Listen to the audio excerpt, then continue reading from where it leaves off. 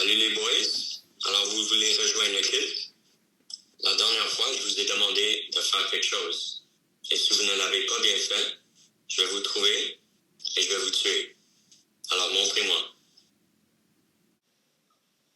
Alors, Barry, est-ce que tu peux commencer? Ouais, excusez. Moi, je vais vous parler des objets sacrés, je pense.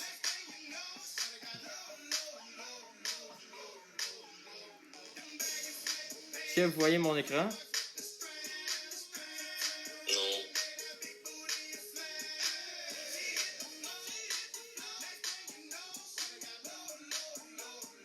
Non. Ça devrait arriver, là. Ok, là. Ouais, on le voit. Et voilà. Ok.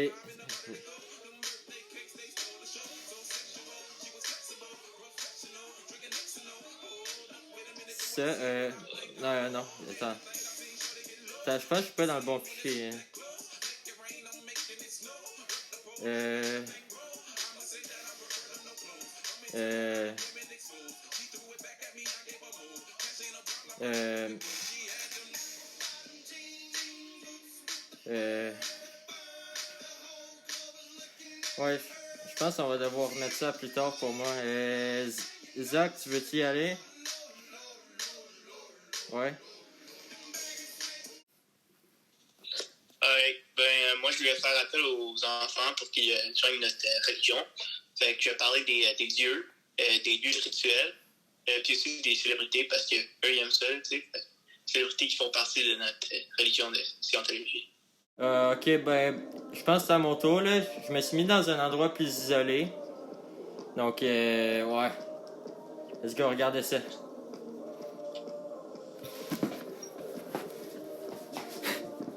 Pour débuter ma présentation, je vais vous parler des écrits sacrés de la scientologie. La scientologie n'a pas de texte sacré qu'on pourrait comparer à la Bible ou le Coran. En réalité, la scientologie possède de nombreux écrits, mais tous créés par le fondateur L. Ron Hubbard.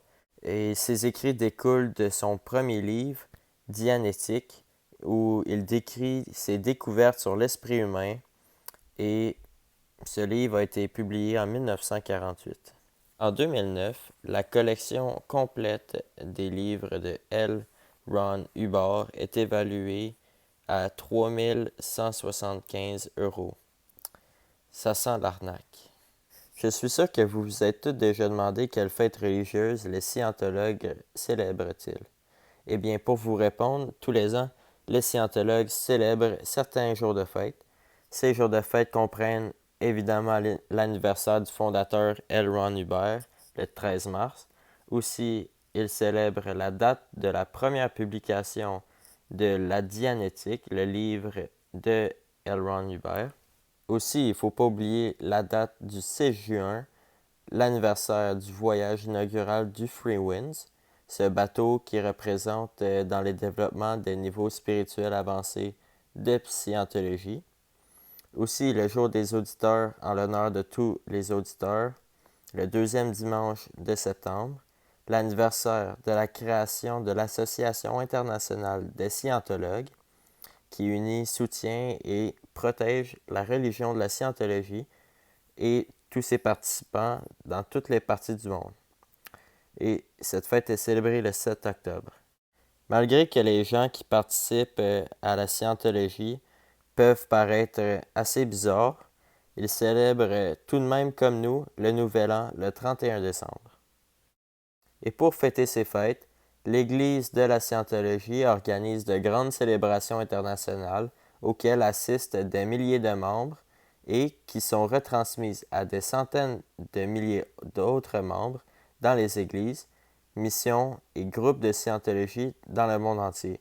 Ces célébrations sont le principal moyen qu'utilise la direction de l'Église pour informer tous les membres de l'avancement de la religion de la scientologie dans la société et de ses plans. Lorsqu'il est temps de parler d'objets sacrés de la scientologie, le e-meter est évidemment le premier qui survient. Cet instrument de mesure électrique est utilisé par l'Église de Scientologie pour l'audition de ses adeptes. Dans le fond, son usage se base sur la croyance qu'un état mental peut être caractérisé par la résistance électrique du sujet. En réalité, c'est simplement un nombre-mètre, mais cet objet sacré est utilisé pour donner un aspect scientifique et davantage de crédibilité aux scientologues qui l'utilisent.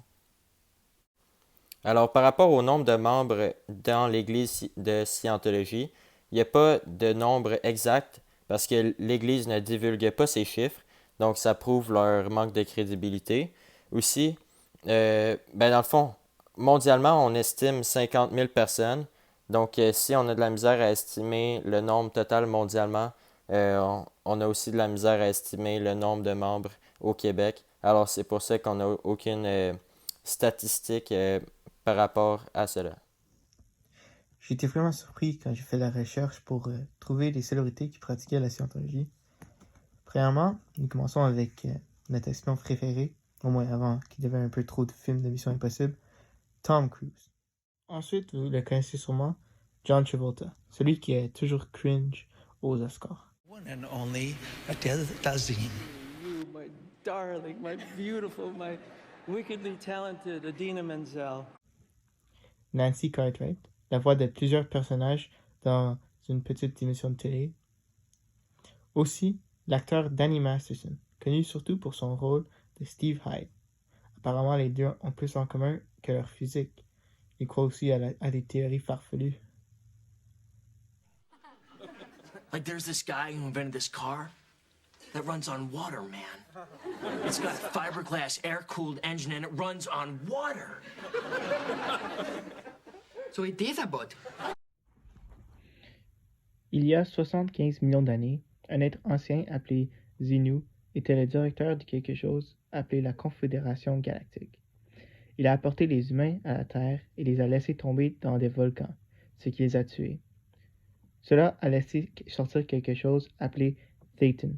Les Thetan sont mécontents et entrent dans le corps des humains qui étaient sur la planète, et c'est à cause de cela que maintenant nous sommes affectés et infectés par eux. Et on ressent les mauvaises émotions, ce qui ensuite est utilisé pour les rituels de purification. Dans la scientologie, il n'y a pas vraiment de dieu, mais il y a les Thetans. Et comme j'ai dit, ce sont pas des vraies choses qu'on peut voir.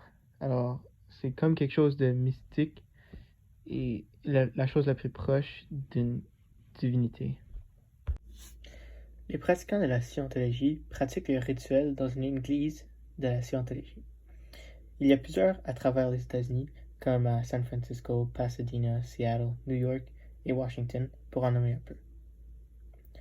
Aussi, il y en a parsemés à travers les continents, comme en Allemagne, Espagne, Mexique et la Grande-Bretagne. Il y en a aussi une ici à Montréal.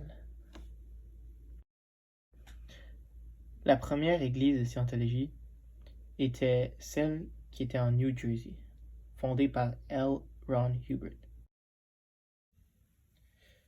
Finalement, la plus grande église de scientologie est celle située à Los Angeles, en Californie. Les scientologistes utilisent ces églises pour leur Sunday service qui est chaque dimanche et qui commence d'habitude à 11h. Le but des pratiquants, c'est de devenir une personne claire. Ces membres veulent devenir plus efficaces, plus heureux. Ils veulent vivre dans un monde honnête et libre sans guerre, ni criminalité et maladie mentale. Donc là, je vais parler des valeurs de la scientologie. La première que j'ai trouvée, c'est la fidélité. Eux, ils croient que l'infidélité, ça pourrait réduire notre survie. La deuxième, c'est la compréhension. Quand je parle de ça, je parle plus de la compréhension des sentiments des autres, comme la compassion. La troisième, je dirais que c'est l'intelligence. Eux, ils croient que c'est dangereux de côtoyer quelqu'un de lent. La quatrième, c'est l'optimisme. Puis la cinquième, c'est l'honnêteté. Eux, ils croient qu'il ne faut pas mentir dans aucun cas. Donc le concept de la vie après la mort, c'est un sujet assez compliqué à comprendre, mais j'ai lu un texte qui m'a aidé. Ce texte-là a été fait par le créateur de la religion, LRH, puis il s'appelle La vie après la mort. Donc depuis la nuit des temps, l'homme se questionne sur la mort et l'après-vie. Les scientologues seraient donc les seuls à comprendre le concept puisqu'ils ont des connaissances avancées sur celui-ci.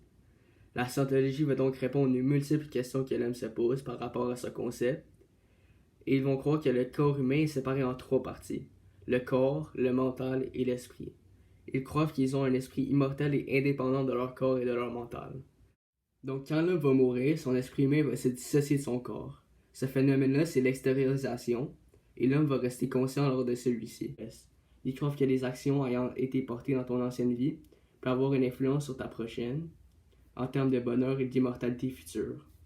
Le mental de l'homme se regarde aussi des images de ses vies précédentes, même s'il y a des mécanismes qui sont supposés supprimer ces images. Donc là, dans ma lecture, j'ai pas essayé de porter un jugement face au créateur puis à ses pratiquants. Je voulais juste voir comment ils pensaient sur un sujet qui n'était pas compris à 100%, on pourrait dire, par la science moderne. Puis je vais passer à la croyance de la religion. Donc les scientologues, ils croient que les humains sont immortels, qu'ils ont oublié leur véritable nature. Ils croient que l'humain est spirituellement bon, mais son mental va l'influencer à se comporter dans le mal. Ils croient que l'illettrisme, la drogue, la violence et l'intolérance sont des fléaux à la société. Ce n'est pas aussi la seule église qui croit que l'homosexualité est une perversion. Ils croient qu'un fondamental de l'homme est la survie, et ces fondamentaux seront séparés en comme 8 petites dynamiques. Puis finalement, il croit vraiment en l'amélioration de son esprit, la progression spirituelle, pour atteindre une existence très élevée, pour mieux contribuer à la société. Le chef de la scientologie s'appelle Lafayette Ronald Hubbard, ou L. Ron Hubbard. Il est né le 13 mars 1911 à Tiddin, Nebraska, et est mort le 24 janvier 1986 à Creston, Californie, à l'âge de 74 ans. Avant la fondation de la scientologie, Hubbard était un auteur de romans de science-fiction et de romans fantastiques. Il a aussi fait du service militaire dans la marine durant la Deuxième Guerre mondiale. Durant son temps sur la mer, il a dit qu'il a utilisé son processus de Dianetics. Il était capable de se guérir physiquement et mentalement. En 1950, Hubbard a écrit le livre Dianetics, The Modern Science of Mental Health. Ce livre est un système de psychothérapie qu'il a développé en combinant ses expériences personnelles, un peu de philosophie orientale et les principes de Sigmund Freud. En essayant de promouvoir son plan, il a créé plusieurs petits groupes et mouvements, mais ces groupes et mouvements n'ont jamais allé très loin. Dans le monde après la Deuxième Guerre mondiale, l'audience de Hubbard était très ouverte à ces idées que ton propre cerveau pourrait guérir tes problèmes dans ta vie, car plusieurs étaient encore en train de se récupérer des tragédies de la guerre. En 1952, Hubbard a perdu les droits de son livre dans des processus de faillite. Entre là et la fondation de la scientologie, il y a eu quelques changements dans ses théories.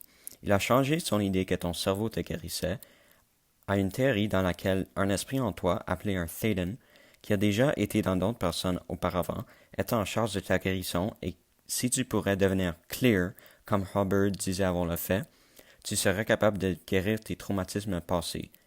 Il a établi plusieurs églises individuelles appelées des orgues qui avaient but d'aider les gens à devenir clear et les recruter dans la religion. Après tout ça, Hubbard a finalement fondé la scientologie en 1954. Il existe 4 types de rituels dans la scientologie. Le premier type sont les rituels qui sont visés sur la transformation spirituelle de l'individu. Le plus commun de ces rituels est le auditing, ce qui est qu'un auditeur parle de l'individu des mauvaises choses qu'ils ont fait dans le passé dans le but d'éliminer ses comportements dans le futur. Le deuxième type de rituels sont les rituels collectifs, souvent appelés des événements par la communauté scientologique. Ces rituels sont censés approcher la communauté et les donner un sens d'appartenance. Ils ont souvent lieu sur des dates très précises prédéterminées par les membres de plus haut statut dans la religion, contrairement aux autres rituels qui sont planifiés par rendez-vous par le client. Le troisième type de rituels sont les rites de passage. Ces rituels sont censés donner à l'individu un sentiment de progression dans l'organisation. Ils peuvent être des rites normaux, comme des mariages ou des funérailles, mais peuvent aussi être des célébrations du passage à un niveau supérieur d'un membre de la religion. Le quatrième type de rituels sont un peu comme les messes ou des services chrétiens. Ils servent à encourager des nouveaux membres à rejoindre la scientologie Ils sont très similaires à les messes chrétiennes et montrent un peu aux personnes intéressées par la scientologie que la religion n'est pas si épeurante. Ok, mais pour ma question existentielle, je vais parler de qui sommes-nous. Et d'après la scientologie, nous, sur les humains, on est sur la Terre parce que on s'est fait affecter par les Titans. Et on est ici pour se faire purifier, pour les enlever et pour cleanse notre mind. Puis notre corps, c'est juste ça. Le transport pour les Titans. Selon la scientologie, nous venons d'une confédération galactique qui a été abolie il y a 75 millions d'années. Le chef de cette confédération, Xenu, a été déposé par son peuple et donc il a décidé de tous les tuer avec des bombes d'hydrogène. Les dégâts causés par ce génocide ont causé la création de la vie comme nous le connaissons, mais aussi la création des bons et des mauvais Titans qui nous habitent et qui peuvent aussi nous corrompre. Donc ce concept-là, je n'avais parlé un peu plus tôt. C'est quand même assez compliqué, mais en scientologie, vraiment, il n'y a pas d'enfer ou de paradis. On parle beaucoup d'esprit éternel. Donc ça va quand même baser là-dessus, c'est un fondamental de cette église-là. Et à la mort de l'homme, il y aura une extériorisation. Ça va être le premier phénomène qui va se passer, où que l'esprit va sortir du corps et va se dissocier du mental et du corps. Sachant que ce sont trois parties différentes dans l'homme. Et après, il y aura un deuxième phénomène qui va se passer, c'est l'assomption, où tu vas rentrer dans le corps de quelqu'un d'autre, souvent un nouveau-né, dans les 2-3 premières minutes de sa vie. Et c'est ça, les actions qui ont été posées dans ta vie antérieure auront une influence sur le bonheur que tu vas ressentir ou la qualité de ta vie que tu vas avoir dans le futur.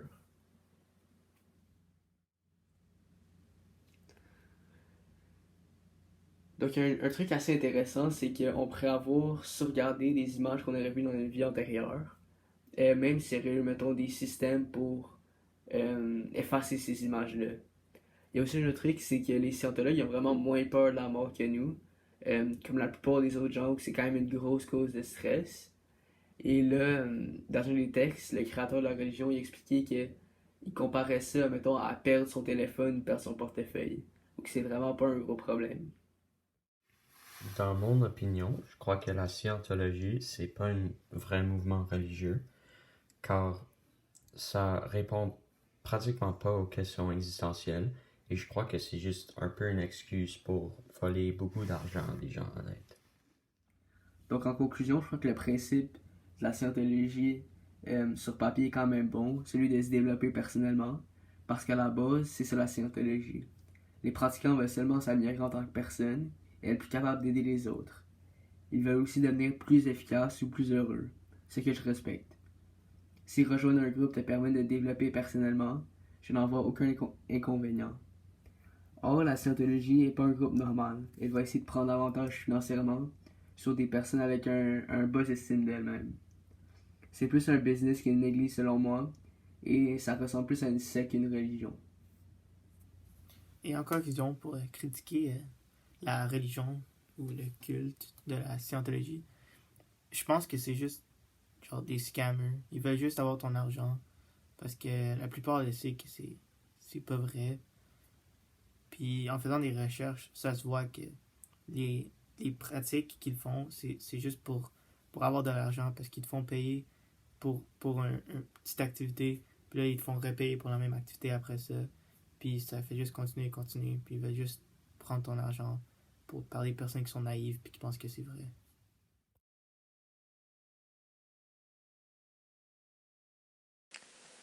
Je pense que pour conclure, que la scientologie, c'est plus une gimmick qui sert à arnaquer le monde en leur transmettant de mauvaises croyances tirées par les cheveux.